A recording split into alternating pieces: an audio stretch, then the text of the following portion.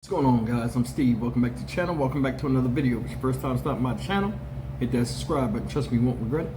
You're a returning subscriber as always, guys. Welcome back, and I do appreciate the support. Guys, I had spoke earlier in the video about a young lady in Orlando, a 13-year-old girl who tragically lost her life, Rose Dieujuste. Now, she lost her life at the hands of this guy pictured up here, whose name is Dieujuste. I gave you the information, but more information is coming out by the hour as we speak. So I just added a couple of videos, including the press conference, that has some very interesting details of how this guy was caught and what happened after he was apprehended, that I want to share with you guys. So take a look at this and just enjoy the video. First, though, a major update on a girl who was murdered on the 4th of July. Her suspected killer now under arrest. Thanks for joining us. I'm Justin Warman. And I'm Bridget Ellison. Now we start with that breaking news this afternoon. More information just in from the Orange County Sheriff after the suspected killer of a 13-year-old girl on the 4th of July was arrested last night. The man is 28-year-old Jeremy Dieujuste, and he was arrested last night and is facing a judge this afternoon. News 6's Laverne McGee is at the Orange County Sheriff's Office with more details this noon. Laverne. Bridget, this is an absolutely heartbreaking story, as you were saying. This little girl, literally in her apartment at home, 4th of July, just wanting to head over to her friend's house in the nearby apartment complex. She's walking over there and a man attacks her. I'm here at the sheriff's office where just not too long ago, Sheriff Mina told us exactly what happened. A witness at the complex reported seeing a heavyset male leaving the building where Rose was found. Video from the complex showed a person we now know to be Dieujuste following at a distance behind Rose as she walked through the complex.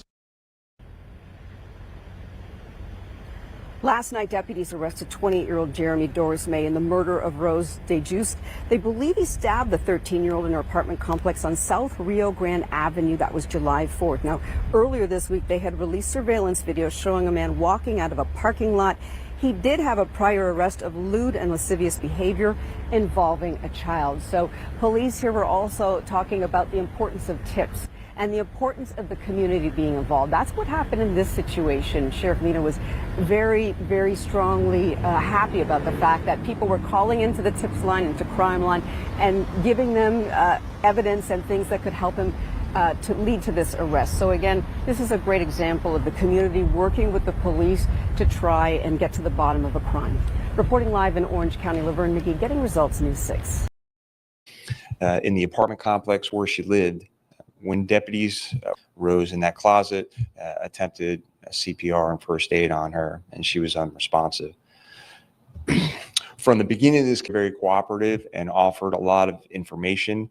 A witness at the complex reported seeing a heavyset male leaving the building where Rose was found. Video from the complex showed a person we now know to be Dieujuste following at a distance behind Rose as she walked through the complex to her friend's building. At the murder scene, detectives found the packaging of a 12-inch knife believed to be the murder weapon. So an extensive canvass of the area uncovered video from a store nearby that showed Dieujuste buying that same kitchen knife from the store, the one which was used in the murder. So I want to thank our hardworking detectives who worked tirelessly on this case around the clock. And I want to thank our crime scene investigators and forensics unit for their hard work in the case.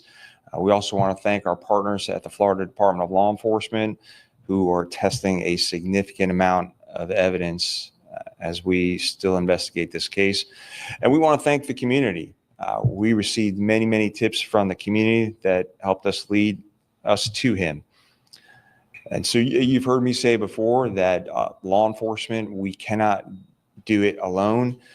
We need the community's help, and this case proves just that. The community really came through, media really came through for us, putting his picture out there, which ultimately led to his arrest. So Rose, as you can see, is a beautiful young woman. She should not have died this way. And my heart aches for her family and her friends and her loved ones.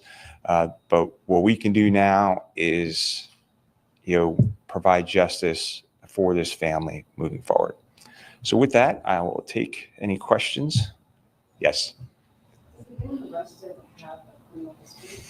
Yes, he does. So he had been arrested for lewd and lascivious behavior on a child. That case was ultimately dropped to child abuse.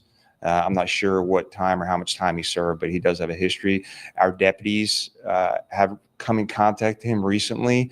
We were called about a man walking down the street with a knife. Our deputies were able to de-escalate that situation, have him drop the knife, but he ended up punching 3 of our deputies. He was ultimately Baker acted as a result of that incident. Did he have, or any indication that he knew Rose prior to this? Was this completely random? Had he been watching her? So he did not know her, but he used to live in that area. He's very familiar with that area. He has frequented that area, and according to people in that area, he has been seen watching girls in that area. So they were definitely concerned about him. But that's other than the lewd and lascivious conduct, and then the Baker Act a few weeks ago, that's been our only contact and knowledge about him. The fact that he knew where a utility closet was, I'm just curious, was he a former tenant of this place, or did he ever, he stayed in this place? Because to know things like that, you've obviously, like you said, you was watching her, but you scouted it out a little bit. I just know that many people knew that he was familiar with the area. He frequented the area. He got his hair cut from a barber locally there, and he lived in that area. So most likely he was familiar with the complex as well. Has he been able to say anything? Have you guys got any statement from him about what happened?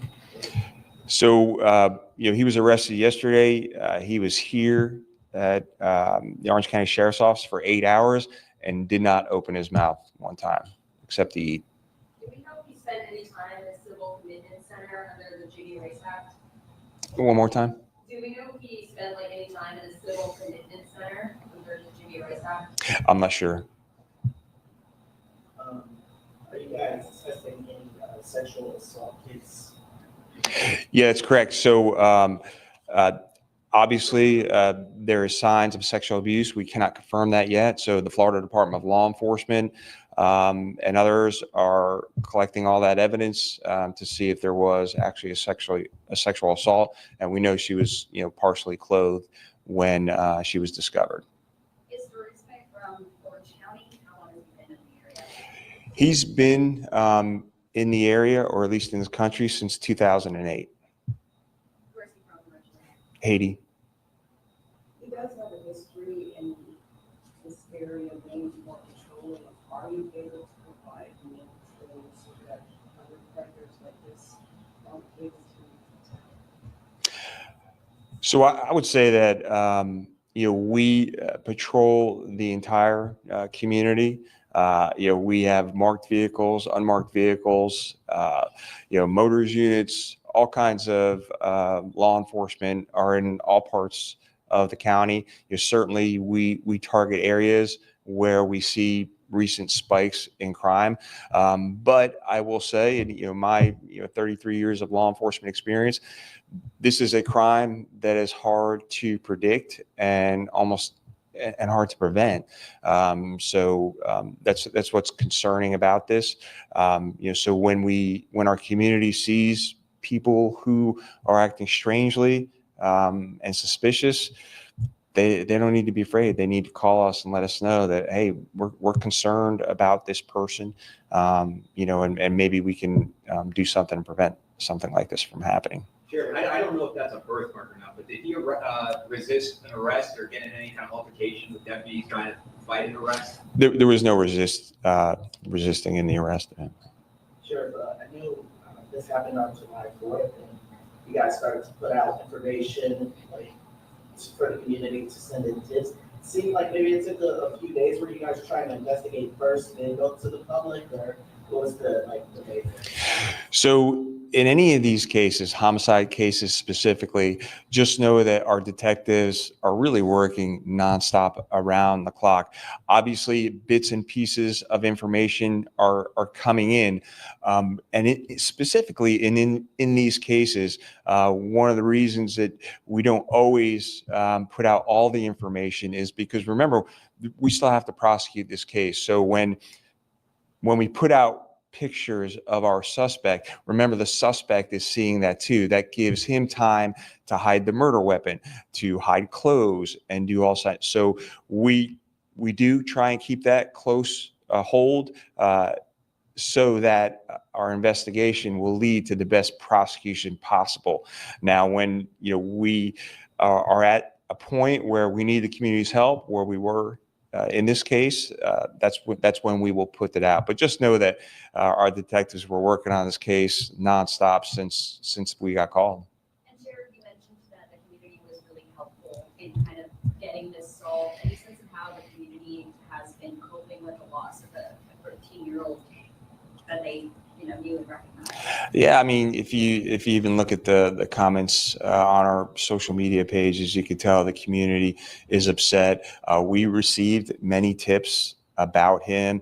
I know where that person's been seen here. I know his first name is Jerry, and in fact, his father also called us to identify him as well.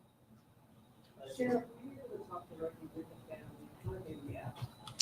I know our detectives and our victim advocates have been in close contact with the family, and obviously, just like any family, they're devastated. Look at that beautiful young girl. We would all be devastated. I think there's always going to be a sense of, well, at least someone is being held responsible for this case. Sure, we know there was a reward that the word going to be distributed to one person or maybe a group of people. The $5,000 reward. That'll all have to be sorted out by Crime Line, because yes, there were many tips that came in. Sheriff, knowing that he was from out of the country, I'm just curious, was he here legally? Was he following all the things? Because he had the arrest prior? Was everything there? Yeah, it's my understanding that he was here legally since 2008. Everybody good? Right. Thank you.